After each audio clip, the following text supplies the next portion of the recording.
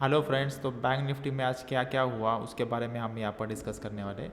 तो सबसे पहले जब बैंक निफ्टी खुला था सुबह, तो यहाँ पे क्या हुआ, जो पोजीशंस थी, तो यहाँ पे एक रेड कैंडल दिया, फिर रेड कैंडल दिया बैक टू बैक, फिर और एक रेड कैंडल दिया बैक टू बैक। और यहाँ पे जो प्रीवियस डे का ओपन था, तो वहाँ पे क्लोजिंग था प्रीवियस डे का, तो वहाँ ये टच करके आया। फिर इसने एक सपोर्ट लिया यहाँ पर, फिर से यहाँ पे एक डाउन ट्रेंड दिया, और फिर यहाँ पे एक सपोर्ट लिया इसने, फिर भी यहाँ पे फिर अप साइड लेकिन जाने की कोशिश की, फिर ऊपर से प्रेशर था तो फिर नीचे आया, फिर नीचे से सपोर्ट लिया इसने, फिर ऊपर जाने की कोशिश की मगर नहीं जा पाया, फिर यहाँ पर उसने सपोर्ट लिया। तो जैसे यहाँ पर सपोर्ट लेने के बाद में इसने जो वी मैप का जो लाइन था यहाँ पे उसने क्रॉस कर दिया, और फिर सेकंड एक रेड कैंडल का यहाँ पे इसने सपोर्ट लिया, ये ब्रेक ये दिया था। फिर यहाँ पर इसने एक सपोर्ट लिया आगे। जैसे ही यहाँ पर एक सपोर्ट लेता है ना, तो उसके बाद यहाँ से ये ऊपर जाना चालू हो गया। ठीक है, तो हमने इस फेज में ये बनाया था, ब्रैकेट बनाया था कि जो ब्रैकेट था, तो इस चैनल में जब तक बैंक निफ्टी चलता रहेगा तब तक हम कोई ट्रेड नहीं लेंगे। जैसे इस ब्रैकेट का जब ब्रेकआउट होगा, यानी कि अप साइड या डाउन साइड, तब हम यहाँ पर पोजीशंस बनाएंगे। तो जैसे ही क्या हुआ, अप साइड का ब्रेकआउट यहाँ पे मिला। अप साइड का ब्रेकआउट मिलने के बाद में यहाँ पर अगर किसी ने पोजीशंस बनाई होगी, हमने पोजीशंस नहीं बनाई क्योंकि सुबह ही हमने यहाँ पे प्रॉफिट कर लिया था, तो इसलिए हमने यहाँ पे पोजीशंस नहीं बनाई। तो यहाँ पे जिसने किसी ने पोजीशन बनाई होगी, तो वहाँ यहाँ तक वो आराम से प्रॉफिट करके यहाँ पे एग्ज़िट किया होगा।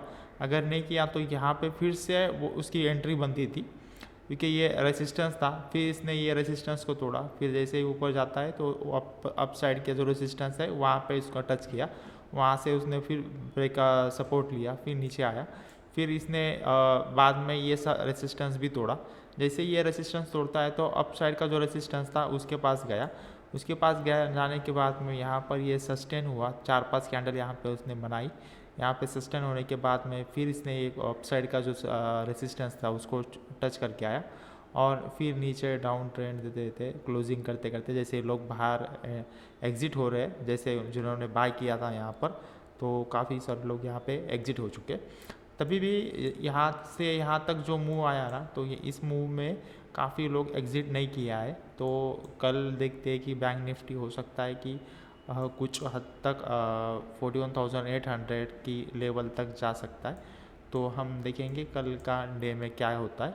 तो आज का जो भी है, तो आपको यहाँ पे एक ध्यान से देखना पड़ेगा, क्योंकि जब वी मैप आप लगाते हो तो वी मैप ने यहाँ पे जैसे लास्ट वाला ब्रेकआउट मिल जाता है आपको।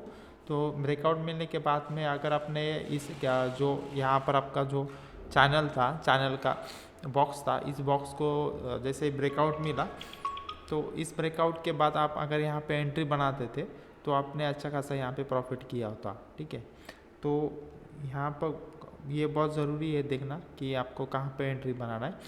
अगर आपने दूसरी बात यहाँ पे आप देखेंगे तो ये जो वी मैप है, कहाँ यहाँ पर वी मैप के लाइन को टच भी नहीं किया है किसी ने भी। देखिए यहाँ पे 5 मिनट का कैंडल चार्ट है और 5 मिनट का टाइम फ्रेम है, तो यहाँ पर देखिए आप, यहाँ पर किसी कैंडल ने इस लाइन को टच नहीं किया, यानी कि यहाँ पर पूरा अप ट्रेंड बताया जा रहा है कि यहाँ पर अप ट्रेंड ही रहेगा। तो ऐसे में आपको अप ट्रेंड में ही जाना होगा।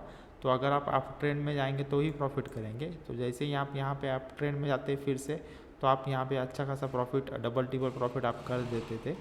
तो दोस्तों, ये हर दिन अलग अलग मूव आता है बैंक निफ्टी में, उसको समझना बहुत ही दिक्कत जाता है, मगर तभी भी आपको कोशिश करना पड़ेगी उसको समझने की, तभी आप जाकर प्रॉफिट कमाएंगे। Thank you.